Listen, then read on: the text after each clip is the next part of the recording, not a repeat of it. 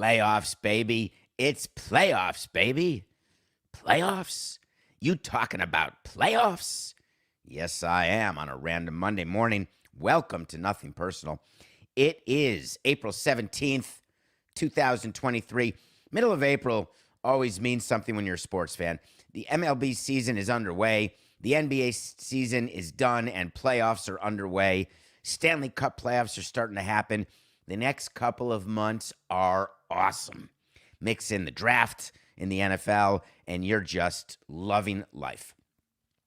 The thing about the NBA playoffs is it's become so popular that they need to get every game on the air, of course, and they're trying to rearrange when games are going to be played naturally.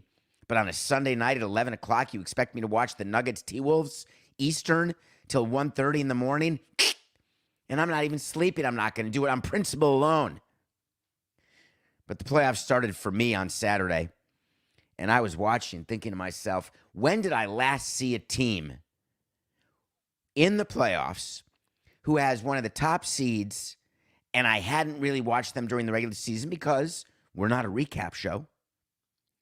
So I admit it. I don't know much about the Sacramento Kings, but I was told, watch the game, David. You're going to be very surprised.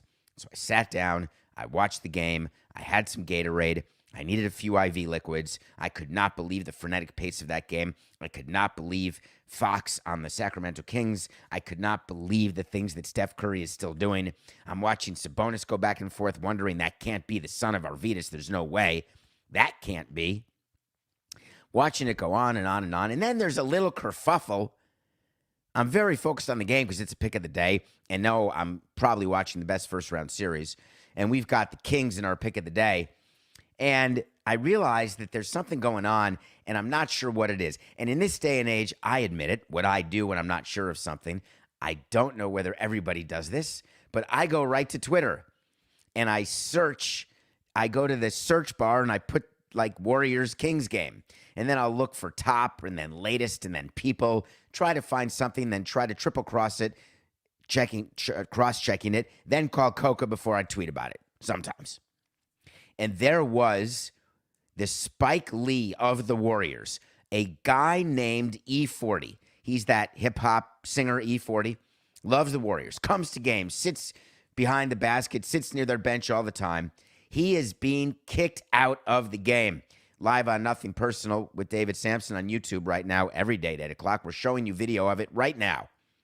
So this is a way that you can be watching the video while listening to the show, or watching the show and watching the video. He's being spoken to. Everything seems calm. Everything seems good. I'm thinking to myself, is it possible that there's something going on with the players? My first thought was the Ja Morant, Shannon Sharp, the father of Ja Morant. There was something going on with players because I'll admit it. Maybe I'm the only one. I did not recognize E40. So I wasn't sure who that was. And then, of course, it looks like there's players involved, which reminds me a bit of Ja Morant. I think one of the players around was Andre Iguodala, the Warrior player. Klay Thompson was upset. Everyone was greatly concerned that E40 was being kicked out. So the questions have been coming to me fast and furious, and let me give them to you straight. Here's what I'm thinking happened. But before I tell you my view, having run a stadium, let me give you some of the quotes, because you got to be careful here. The rapper E40 issued a statement where he said that he was, quote, subjected to disrespectful heckling throughout the game, quote, turned around, addressed one heckler in an assertive but polite manner. He continued, Sacramento Kings security approached me, assumed I instigated the encounter, and proceeded to kick me out of the arena. Unfortunately, it was yet another reminder that despite my success and accolades as a musician and entrepreneur, racial bias remains prevalent. Security saw a disagreement between a black man and a white woman and immediately assumed that I was at fault. Let me stop everyone here. You know exactly how I feel about issues like this. You understand that while I can't walk in the shoes of anyone but me, I can walk in the shoes of someone who's run a stadium, who's run the operation of a stadium. There's a couple things that we're aware of during the course of a game. Number one, we know where every celebrity is. Everyone, every time. Some celebrities come to us directly for tickets. Some celebrities go with other people's season tickets where it becomes made aware that they're bringing a celebrity because they let their season ticket holder account person know, who then will make sure it goes up the chain. We have cameras panning the crowds, whether it's sellout crowds or not. We know where the house seats are, right next to the bench, around the bench, for security reasons and for famous people reasons. For in-game entertainment reasons, we are looking around to see who we want to put on the Jumbotron. We're looking around to see, we have a list of traveling famous people, so when the Mets come and play the Marlins, we would be on the lookout for Jerry Seinfeld, as an example. Try to find out from the Mets if they know which celebrities are coming from their clubhouse. Then we know from our clubhouse. The players always know to say to the clubhouse guy, yeah, I've got blank coming to the game. It was not a random black man sitting on the floor baseline next to the Warriors bench. Period. That's number one. Number two, when it comes to incidences between people, there is no doubt that we send security down there to accomplish one thing: to stop the incident from becoming bigger than it already is. Once you've done one, you go to two. Evaluate whether or not the people involved in the incident need to be escorted away from their seat. And then number three, if number two, then do they need to be escorted out of the game entirely? If number three, then number four, do they have to be submitted to both the league and to our organization because they are being banned from the stadium for a period of time from 1 week to 1 year? There is a chain of events that you go through. When security comes down to deal with someone, the first thing they try to do is to say, excuse me, can you please sit down? Or can you please stop using that language? We do not kick people out the first time they say the F word. We get a complaint. We walk over. We say, listen, that kind of language is not allowed. This is a warning. Please stop. But it's not like we rely on the complainant for it to happen again. We keep security people nearby. We don't want a he said, or a he said, she said, regardless of color. It doesn't matter to me. Black, white, green, pink. We're trying to address the issue. Is somebody swearing? Now we're going to find out if somebody's standing. Guess what? We've got cameras. We don't need to take your word for it, Mr. Complaining person. We can look and see exactly how much someone's standing. How many times have you been to a game where you say, excuse me, sit down. Can you please sit down? My child can't see. Can you sit down? Always makes me feel guilty. I have total spatial awareness now and thankful that I'm 65 inches vertically. And for me, I recognize that I have a better ability to stand up at games or concerts than most people, but I'm still sensitive and I look around, look behind. Am I in your way? I look to people behind me to the left, behind me to the right, depending on what people are looking at. The person behind me directly, how we doing? Many times people who stand up in front of me are not thinking that nicely, but I'll tap them and say, excuse me, I can't see any way you could move more toward your left. It's sort of like going to a concert when you're seated and you can't see the stage. So do you move or do you ask the person in front of you move? You arrange yourself so you can see better. Sometimes it's uncomfortable. Those are the breaks. Is it possible that someone was sitting behind E40? Is it possible E40 was standing up more than that person would have liked? Is it possible that they complained and said he's standing up way too much? All of that is possible. You do not kick somebody out of the game for that. And for E40 to bring race into it, in my mind, is insulting for when actual racism is happening, and it does. The Sacramento Kings did know about his accolades as a musician and entrepreneur. They did know about his association with the Golden State Warriors. And when he brings in racial bias, that means the Kings have to release a statement immediately, which they do. The Kings take these claims seriously and are investigating the facts and circumstances regarding the situation as we do any time an accusation like this is made. Now, that's a statement. I don't have one thing wrong to say about what Sacramento did in this case. They did the exact right thing. We're going to find out what the truth is, whether or not there were some sort of racial epithets that were thrown around, or whether or not we had an example of a fan who was asked 5 times and did not want to sit down. When you're on the celebrity list, you're going to get more of a benefit of a doubt than when you're not. That's just how it goes. The Golden State Warriors had quotes from Andre, from Klay Thompson. Disappointing. That's not how this should be. Why don't we get a few more facts on it? But let's just be clear about one thing. Don't let this take away from the series that is the Kings and the Warriors, an amazing game 1. But just know that when people are operating ballparks and arenas, they are way more aware of things that are going on than you may think.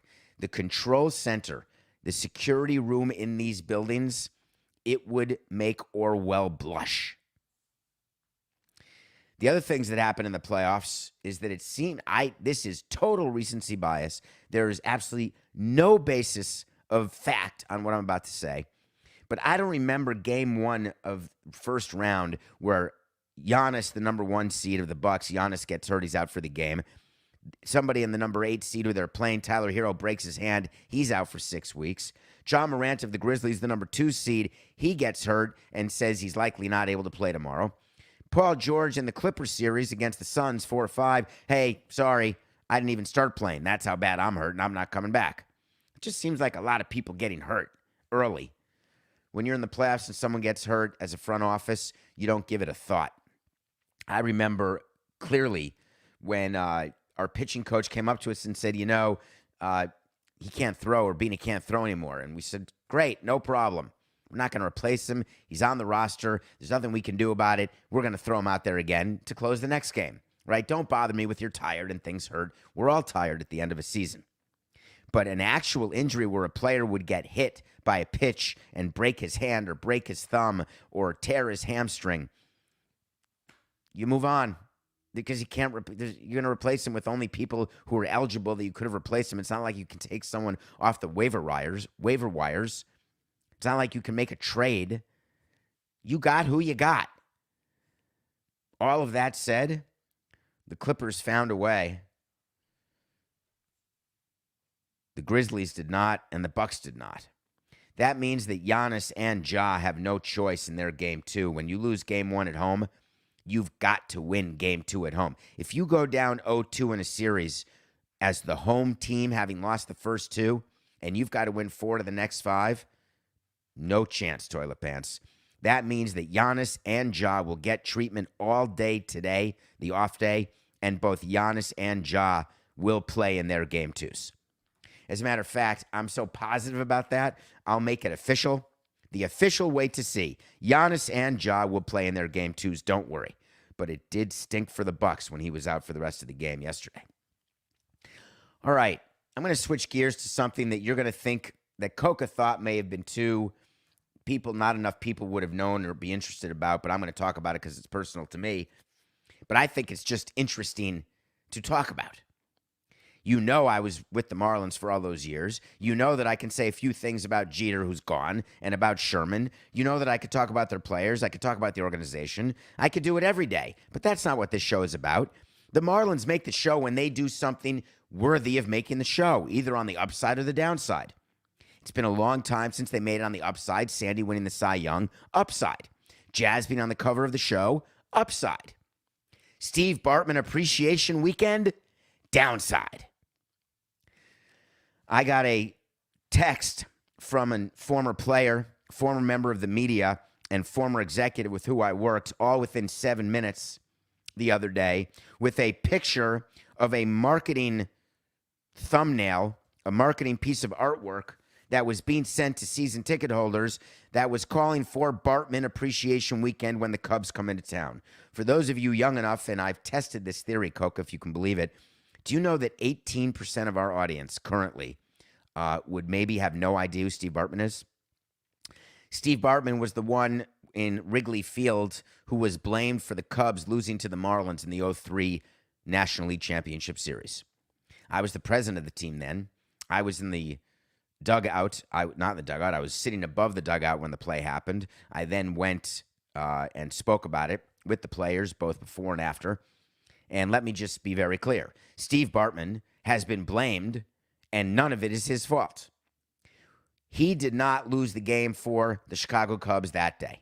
They had another chance to win in Game 7, and they had their second-best pitcher going, Kerry Wood, and we had our fourth-best pitcher going, Mark Redmond, and guess what? They couldn't win Game 7. Game 6, they had a chance to win even with Steve Bartman, but Alex Gonzalez, not ours, the Cubs, Gonzalez makes an error. Dusty Baker, one of the worst in history at managing a pitching staff in '03, had run his players and his pitchers ragged. We knew we were going to get to Mark Pryor because his arm was going to fall off. And we waited, and then he got tired in the 8th inning. So there are myriad things that happened.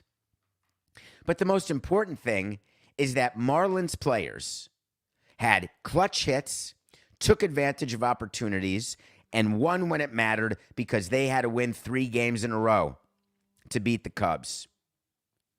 And when you're doing marketing to try to get people to come see Cubs Marlins 20 years after, and you're going to say it's Bartman Appreciation Weekend, that you're actually saying that Steve Bartman is one of the reasons why the Marlins won, and then you're promoting that, shameful. And I knew immediately that, A, it wasn't a joke. I knew immediately that it had been approved at all levels, and I knew immediately that it was going to get such pushback that they were going to do a walk back that would make your head turn. Boom, boom, boom.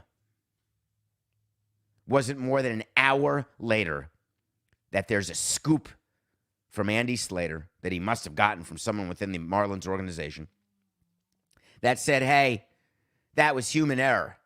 Yeah, that was not supposed to be sent out. We have no idea what that was. Let me give you a little hint as to how these things happen.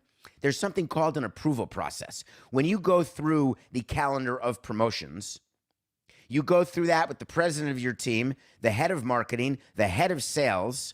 By the way, the people in the baseball department know because they want to know which players are being focused on where. The people in the clubhouse are made aware of it because the players pay attention to who's being focused on, who's got the bobbleheads, who doesn't. It's all pre-approved. During the course of a season, that's called the promotional calendar. The Heritage Nights, the Appreciation Weekends, all planned in advance. And then people are saying, but David, Bartman Appreciation Weekend was nowhere on their website. In addition to what gets pre-approved and pre-marketed before the season, every time there's a new homestand or a new series, the salespeople get together and have a meeting with the marketing people and with the graphic designers, and they say, what's our hook? What can we talk about? Cubs are coming to town. 20 years later, how about Sosa throwing a first pitch? How about Kyle Farnsworth? Will Alex Gonzalez come? What about Juan Pierre? What about Steve Bartman? Let's find Steve Bartman, have him come throw first pitch. Let's bring him in and give him donuts and go take him to Versailles and tell him how much we love him. Let's go find him. Maybe we'll call a booker and maybe he's got an agent or something. The approval process is that any kernel of an idea that is sprouted in a sales room goes to the VP of sales, goes to the COO, goes to the president, and gets talked about in a VP meeting. For anybody high up in the organization, and you can get as much love as you want, ringing the bell at the stock exchange, doing all the extra press that you're doing, whatever you're trying to accomplish by Bruce having you there, I'm good with it. I think it's outstanding to have leadership that's all women. I'm in. But you got to win games and you got to be capable. You got to be good at what you're doing. Don't pretend that you didn't know or you didn't approve what this was. Blaming a rogue salesperson for coming up with artwork, ridiculous, can't happen. Sending it out without anyone else knowing and then being surprised by it, but waiting to take it down until you measured the room, until you read the room and figured, how's this being received? How are we doing? Ooh, not good. Pitchers, players, past, present, People within the organization, past, present. People within the commissioner's office, past, present, all had the same reaction. Cringy, wrong, embarrassing, guaranteed, walk back, get ready for it. 1, 2, 3, boom. And that's how it went down. So don't be at all surprised when these things happen, please, because it can, but don't ever let a team blame someone. This is what they try to do, right? I spoke to someone else with the team right now, a very close friend of mine, who said to me that it was a good thing that it wasn't his picture that was on there, because if it had been his picture, there would have been a few changes going on within the front office. Juan Pierre was the one picture with Jazz Chisholm. You got to stop promoting Jazz, folks, until he starts hitting more than 230. I'm just saying, the best way to promote players is to promote the good ones. 2 starts by Sandy being bad, promote Sandy. That's 2 bad starts. In any case, I could have gone way more, but Coca told me to tone it down. I mean, I really wanted to talk about the process of how the people in charge got there and what happened and who came with Jeter and who left with Jeter and who's still there from Jeter, and how the fact that the ones who were there who were with Jeter now realize the way Jeter was, because now they're trying to go to the other side, because the other side is the one that won the power struggle, but now the other side doesn't know anything about anything either. So now it's just a total mess, and I feel terribly because it reflects on all of us who are associated with the Marlins. And I've got to get texts galore on the phone and phone calls on a weekend saying, you better find out if this is real, because I assume you're going to talk about it, nothing personal. You're damn right I am. Suffice it to say, there will be no Bartman Appreciation Weekend. Not because it never existed, because the people spoke and the people in charge withered away. All right, we come back. We are going to review a movie that is important to watch given what today is. We're going to talk about umpires who missed a memo, and it was a very important memo about a word called discretion. We'll be right back.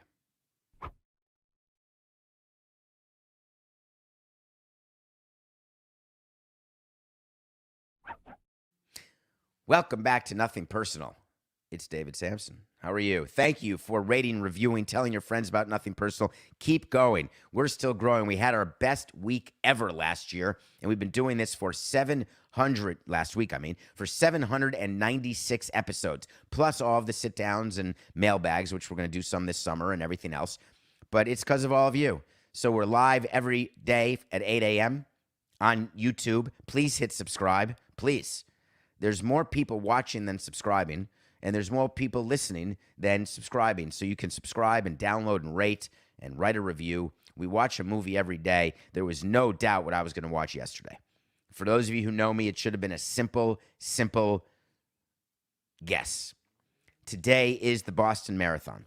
I am currently not in Boston. I was there last year. I was there 2 years ago. And this is the 10-year anniversary of the Boston bombing. We talked about it on yesterday's show, on Friday's show, I should say. So it's been 10 years, 10 marathons. I want to give a shout-out this morning to Dave McGilvery, a member of our team, Hold the Plane, where we ran 7 marathons in 7 days on 7 continents. Dave, have a great day today. Good luck.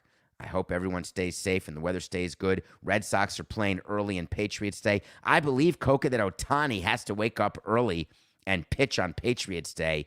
Players do not love, no matter what they tell you, they do not love playing these 11 o'clock games. The fans love it because they rush out onto the streets to catch some of the marathon. And there is no coincidence. There are none in this world. Although I'm a cynic, but there are none. Netflix released a movie. What do you think it's called? American Manhunt, the Boston Marathon bombing. A 3-part series about the brothers who did the bombing through the eyes of people who got hurt, through the eyes of people who were in charge of capturing them. And it went through exactly what went on that day and in the days after. They got access to everybody in law enforcement, and the one person who really was the key to getting these brothers caught, and that was the Chinese kid who got carjacked by them and found a way to escape and call the police.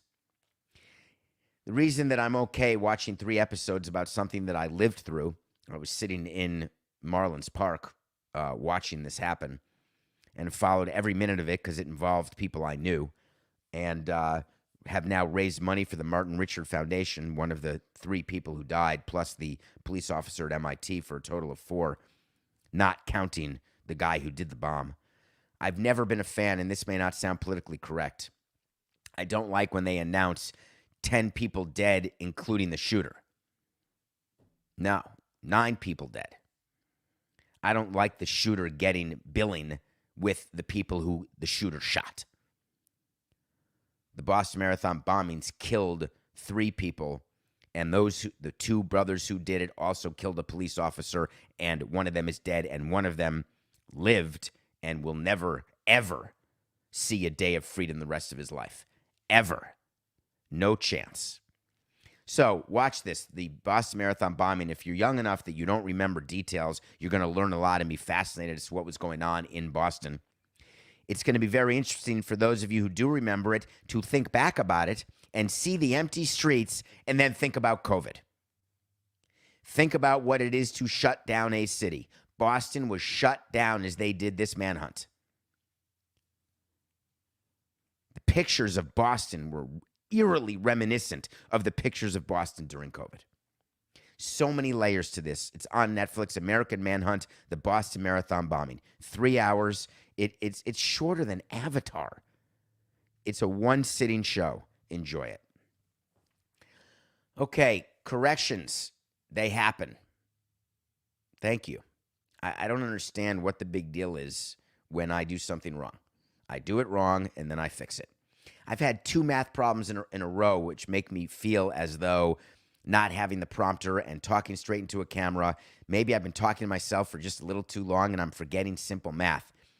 We would calculate the NFL season as 16 games, and we would calculate the MLB season as every 10 games equals 1 NFL game. That makes perfect sense. 16 times 10 is 160. But on the show where I talked about this, where I said, don't worry, it's early, it's like the middle of the second half of the first game of the NFL season. After you've played 10 games, you've then played 1 game of the NFL season. It's 10, not 16. Thank you to whoever sent in that correction. I appreciate you. You were totally right. The fact that you started with "Hi, David" made me smile, but I'm good. Send in corrections. I get stuff wrong. One of the things about admitting to being wrong, it takes this burden off your shoulders, doesn't it? It's sort of like when you're lying and you can tell the truth, because you can tell a lie enough times that it become the truth, and then you trick yourself into thinking that actually what happened is what happened. Most people can't do that. Most people know what the lie is, and they learn to live with it, or they keep telling it, or there comes a point where it can be released, and then you're good. I get that. I get all that, actually. It doesn't feel good when you do something wrong. It may feel good at the time, but time will pass. If you can keep doing things that feel good over and over and over again and never feel badly about doing the things that are good, those are the type of things you should be doing. It's always important to know when you're wrong, to know when you're lying, to admit when you've made a mistake. When you work with someone or when you're dating someone, isn't it nice to just say, yeah, I'm wrong. I was wrong. But so many of us keep our position. We'll start arguing a position even though we know it's wrong because we'd rather argue an incorrect position than give in to somebody else even though their position is correct. Don't tell me. I mean, I'm talking to the studio audience here. By a show of hands, raise your hand if you've ever defended the indefensible position because you had no interest in allowing your partner in business or in love or in family to believe that their position was correct. Hands? Yes, me. Umpires do that too. Absolutely. Umpires will make a call. Many of them, the good ones, will say, wow, I got that one wrong. The bad ones will say, yeah, that's how I saw it. Remember from League of Their Own? Today, that's a strike. Tomorrow, that could have been a ball. Yesterday, that could have been a ball. But today, it's a strike. I mean, umpires can say anything. When the umpires got these new rules for pitch clock violations, There are people like Mike Hill, but many other people, who work with the umpires, who had meetings with all the umpires, who made it very clear how the rules are going to be enforced. Everything was given to them, except they still had a modicum of power. And the modicum of power was, you have discretion, and umpires love this. It's called umpire discretion. You have discretion to reset the clock whenever you want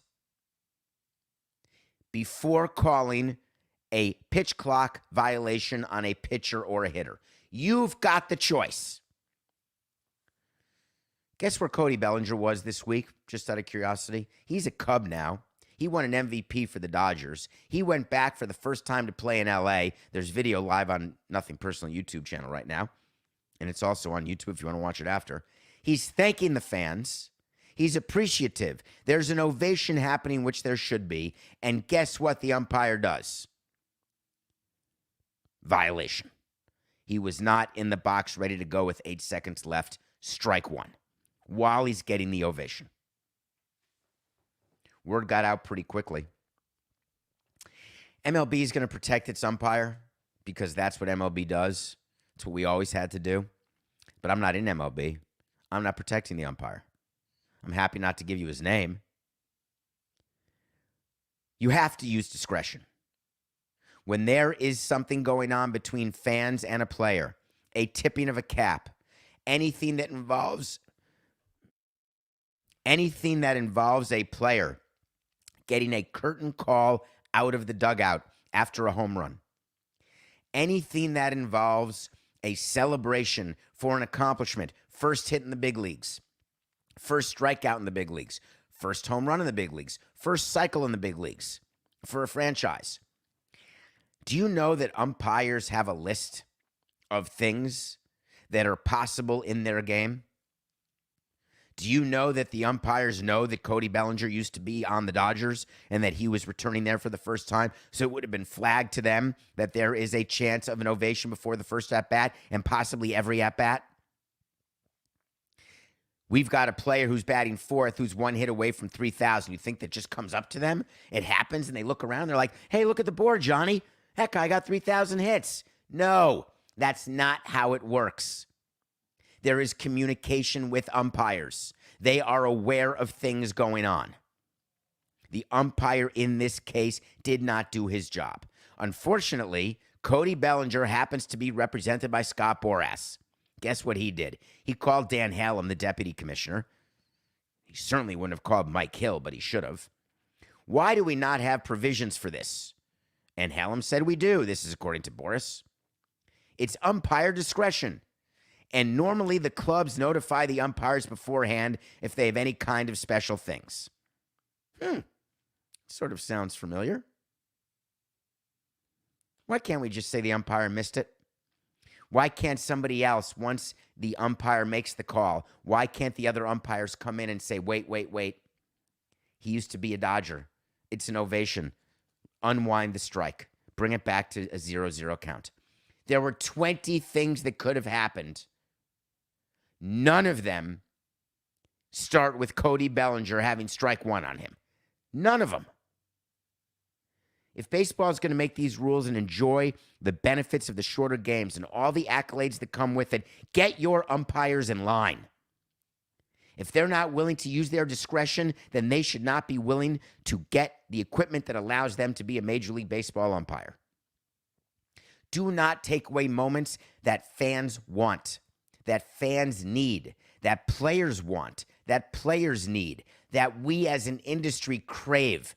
The feel-good moment of giving an applause to a player that's no longer on your team who stinks but helped you win a World Series and got you an MVP. I want to thank him. It's the worst possible use of discretion I've seen. There will be a talking to amongst the umpires. You're not going to see that again. There's another rule this year that baseball has, and we talked about it on a previous show. We spent plenty of time talking about this. Jason Stark wrote a bunch of great articles in The Athletic about sticky stuff, the fact that they're going to come down on sticky stuff, that pitchers can be checked before an inning, after an inning, during an inning, anytime, more than the hands. They're going to check the gloves. They're going to stick the hands in the pants. They're going to go in the hat. They're going to go everywhere, taking away from the cursory, ridiculous checking that used to go on at the end of last year, which was them looking at each other and then looking at the hands and then see you later. MLB wants to get rid of sticky stuff because sticky stuff is hurting the game. They're going to develop their own sticky stuff. I had to wait to see. I'm late on it.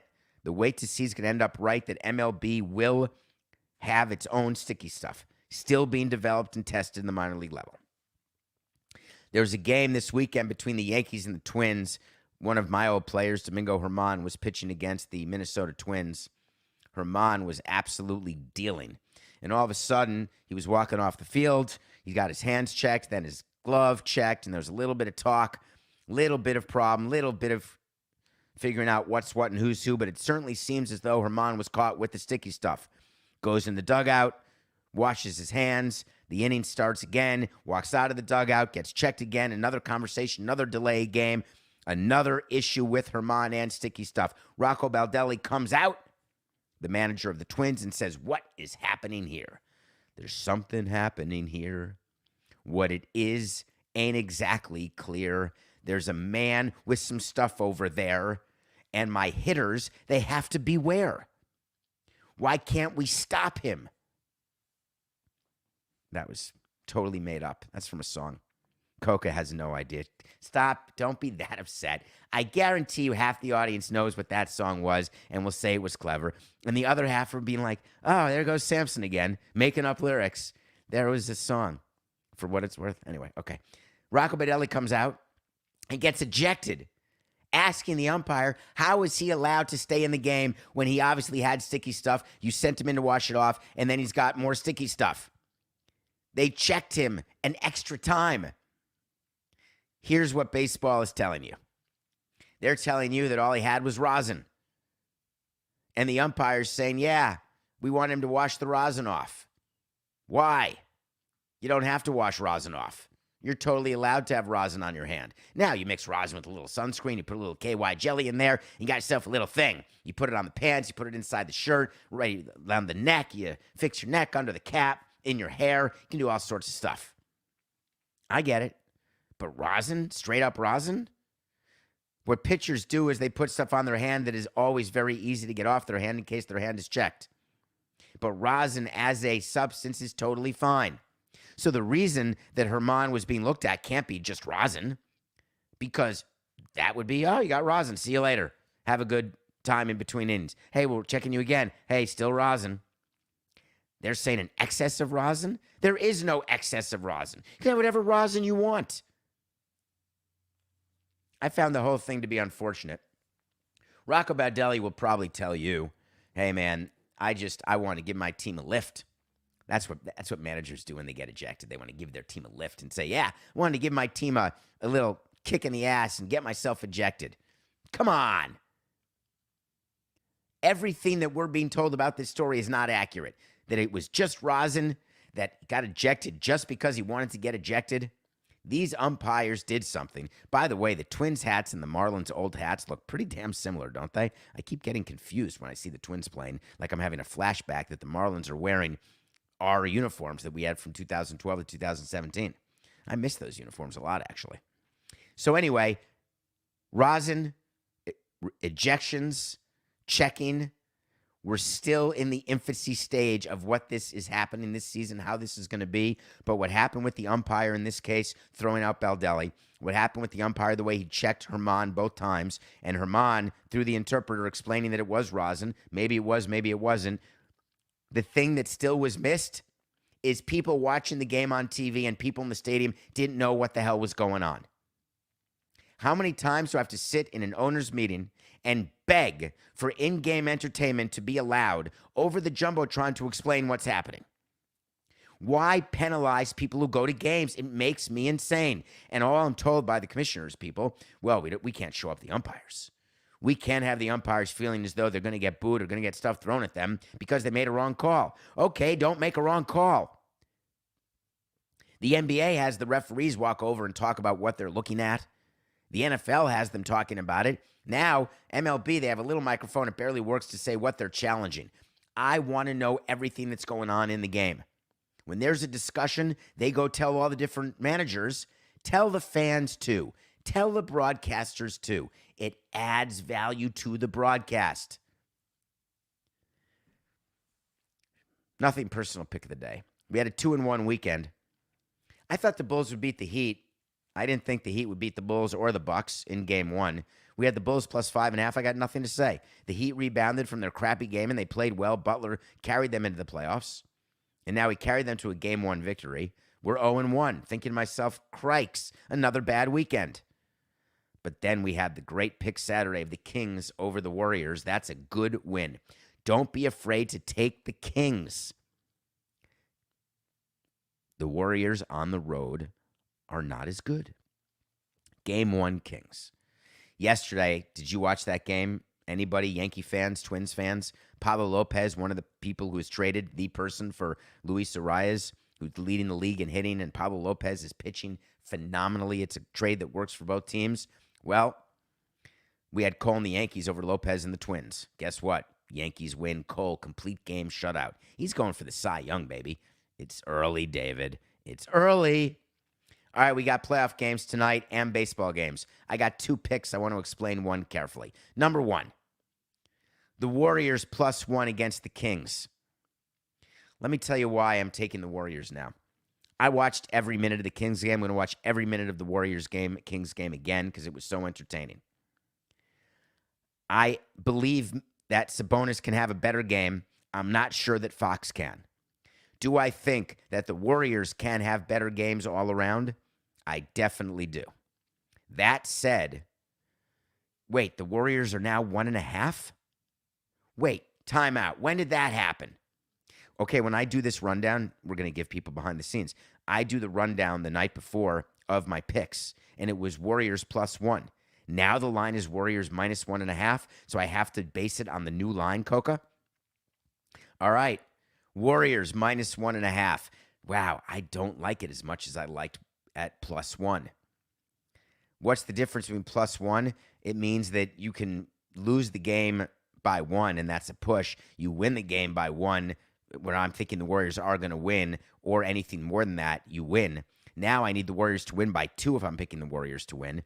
And winning by 2 is more difficult than winning by 1. If you're down 2 and hit a 3, you win by 1. Damn it, Coca. Pick of the day is the Phillies and Wheeler over Lynn and the White Sox. The Phillies have struggled. They had a good game yesterday. The way it works when you've been in the World Series and you win the pennant and you start slowly is no one panics, no one's upset. Bryce Harper will come back, and you just sort of let it happen. The danger of that, and this is what happened to us in 04 and again in 05, is that you think that you're going to turn it on, and you think any day could be that day. And once you turn it on, you're not going to lose. There's a player on Philadelphia, his name is JT Realmuto, and he is very aware of that mentality, and he will not let the Phillies do it. Phillies -15 over the White Sox. My view is that the White Sox are bad. I told you they'd be bad. I was not high on them at all. I'm taking the Phillies -115 and Wheeler over Lance Lynn and the White Sox. I am not going to do a pick, Coca, on the Warriors-Kings game because I have to really think more about the fact that it's Warriors -1.5. It doesn't mean I'm taking the Kings automatically or the Warriors, so take that off my ledger. Phillies over the White Sox is my pick. All right, it is now about to be 8:45. In about an hour, you should be able to get Boston Marathon coverage wherever you are. It could be online right now. The race is underway. The baseball game is going to start shortly. I hope that at some point today, you take a minute to just watch a part of the Boston Marathon so that you can see what all the hoopla is about. You can feel the emotion of it, not just the crispness of the day, but the way Boston is strong, the way the first responders and the people of Boston are such heroes, the way that this event happens, and it's the greatest marathon in the world. And it's today. We have a lot of great sports on. Take 1 minute and watch that, even if you're not a runner. And we'll be back tomorrow for another edition of Nothing Personal because it's Tuesday, and it'll be 8 a.m. Don't you worry. It's just business. This is nothing personal.